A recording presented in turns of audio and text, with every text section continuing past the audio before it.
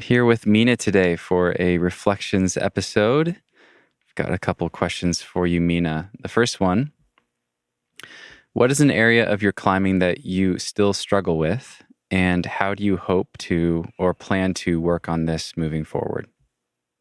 Okay, so for me, actually, it's a reasonably kind of broad thing. It's actually basic strength and conditioning. And that sounds like a really kind of non-specific answer, but I think I'm one of those people that got into climbing as a kid and has climbed for many, many years, but was never really that good at any other sport. Not that I didn't try, but I wasn't particularly kind of talented in any other sports. And so I think I missed that kind of general body strength development that you might get through doing other sports and then finding climbing. So I feel like I've always gotten away with having relatively strong fingers, good hip flexibility, good movement skills because I've climbed for a long time, good tactics, that kind of stuff. But actually my like raw body strength, like my core, my shoulders, my leg strength are pretty appalling for how like well I can get up things sometimes. So that's something that I still struggle with, but I'm making a really concerted effort at the moment to tackle it. I've tried before in like fits and starts, and some reasonably concerted efforts before, but at the moment, because I'm postpartum, my son is 7 months old. It's almost like an opportunity, or I'm trying to frame it as an opportunity to start from scratch and build a more solid foundation. Because I think when you're climbing at your best and you're always trying to find that like top 1-2%, you'd think, oh well, go back to basic strength. But I don't know, I tended not to, because I was always trying to like eke out these top bits of other areas of my performance, maybe improving things that I was already good at and ignoring this kind of gaping hole of, oh well, I could actually just have some better kind of core strength and basic body conditioning. But in a way, like pregnancy and birth and all the rest of it knocks you back so much that you have this opportunity to go, right, okay, I am literally, or it feels like it at the time, starting from scratch. Obviously, you're not starting from complete scratch, but it seems like a good opportunity to kind of start from the bottom and start from like the inside and build out. So, yeah. I feel like injuries are really similar to that. Like injuries, it's so often that you see athletes come back better than they were before they got injured. And I think that is very similar to what you're talking about, and that has so much to do with it. Like it's this opportunity to kind of zoom out and reflect and take the time to rebuild some things from the ground up that have been neglected. Yeah, definitely. And it's like taking the ego out of it as well and being like, oh, well, I used to be able to do X, Y, Z. I can't do any of that now, or I couldn't initially because, I just had a baby. So somehow mentally it's been easier for me to, go really back to basics and like, squat with just my body weight, but my form is perfect. Whereas before I'd have been like, well, I can squat with way more than body weight. So, you turn a blind eye to your form not being perfect. And it's not that my form was always awful, but things about the way I did exercises definitely lent towards areas that I was strong. Like, for example, my posterior chain is much stronger than my anterior chain. So the back of my body is much stronger than the front of my body. So, for example, I was always a lot better at things like deadlift than I was at squat. I was much better at back squat than I was at front squat. And I tended to pick the versions of exercises that I could load up more, because in a kind of slightly lost sense, I was like, oh, but that's where I'm going to make the gains, is where I can load up more. Whereas now I'm like, right, which is the hardest for me to do? Because that's obviously where my weaknesses lie. I'm going to take that to body weight, for example, and build it up from there with like really good form. Does that make sense? Yeah, it does. That's really great. I'd love to ask, you said that you're making a really concise effort. What does that look like for you these days? So I'm working with my friend Maddie, who is a coach at Lattice Training. So I also work at Lattice Training. I'm on maternity leave at the moment. But one of the really cool things about Lattice as a company is they're massively about education and development, both kind of in the community, but also within the team that work there. I think it's quite clear that they put out a lot of content for the community, but I think what people don't see is how much in-house goes on. So every coach is allowed to coach someone from on the work team, and they're also some of the coaches, the kind of performance coaches, are allowed to coach an elite climber that they have a special interest in. So Maddie has a special interest in female-specific athletes and also postpartum. So I'm like a project for her, which is great. So I'm like her work project. And she's been learning loads about kind of training postpartum, and we've done it in conjunction with women's health physio. I don't know if do you have women-specific health physios in the States? Maybe there's a different name. We probably do. It probably has a different name, and I'm the wrong person to ask. You may never need one, funnily enough. But I guess if people don't know what I'm talking about, a women's health physio is someone that specifically looks at kind of pelvic floor health and core health and things like that, either prenatally and postnatally. So it's someone you can go to. I saw this physio during my pregnancy to help me modify the training that I was doing and help me kind of manage increased load and posture and stuff like that. And then also postnatally, she can look at my diastasis, which is like ab separation, and also pelvic floor if necessary, or any kind of issues that you might have post having a baby. So with her and Maddie, and there's also a really lovely lady called Joy, who is actually based in the States, and she's a PT specializing in pregnant and postpartum athletes.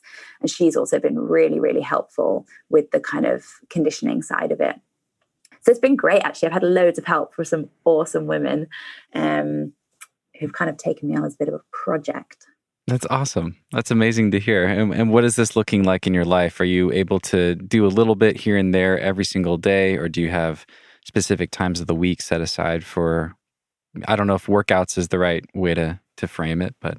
Yeah, so I have a plan from Maddie and we kind of chat about it quite a bit. So it's quite a fluid, flexible changes as we need to change things. But yeah, so I have a certain number of sessions to do each week, and we have like an interactive platform that we work on, so I can like log sessions and she can see how it's gone and stuff like that.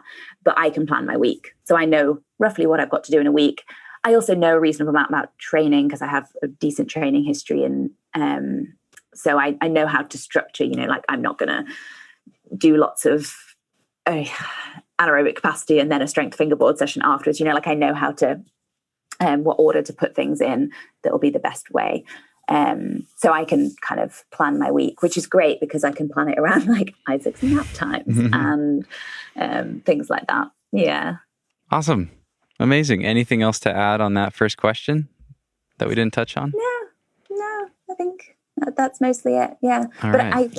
I guess one of the things I wanted to add is I think I've put a focus on being postpartum, but these are things that I was rubbish at before I had a baby. So I'm using the postpartum as an opportunity to work on them. They're not all because I had a baby. And I think that's, I guess, like an important point is that I've always struggled with general body strength. Yeah. And maybe if someone's listening, like, don't wait until you have a baby to deal with it. Do it sooner. Awesome. All right. I've got a second question for you. What is something that you have learned from a recent podcast episode, and how are you integrating it into your life? And of course, this is from your podcast, the Curious Climber podcast. Yeah. So a recent one, actually, that I recorded with Andy Cave, who's a mountaineer, Sheffield-based climber and mountaineer, and really, really lovely guy. I've known him for quite a few years. Great character, really good storyteller. I really enjoyed that conversation with him. But one of the things that I really took away from it was big picture thinking. So it was really interesting to talk to someone who's had so many different phases in his life and career as a climber. So I think we joke at the beginning of the podcast that like it's Andy Mark 1 and then Andy Mark 2 and then Andy Mark 3, all these different like phases. So people that don't know him, I mean, obviously feel free to go and listen to the podcast episode, but he worked down the pits when he was 16. So that's the coal mines.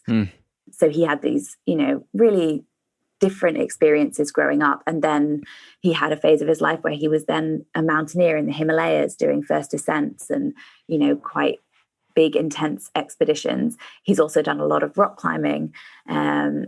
He has a family. He's a mountain guide. He's had all these different phases of his life. He's now kind of more into sport climbing and bouldering and he's like training and stuff.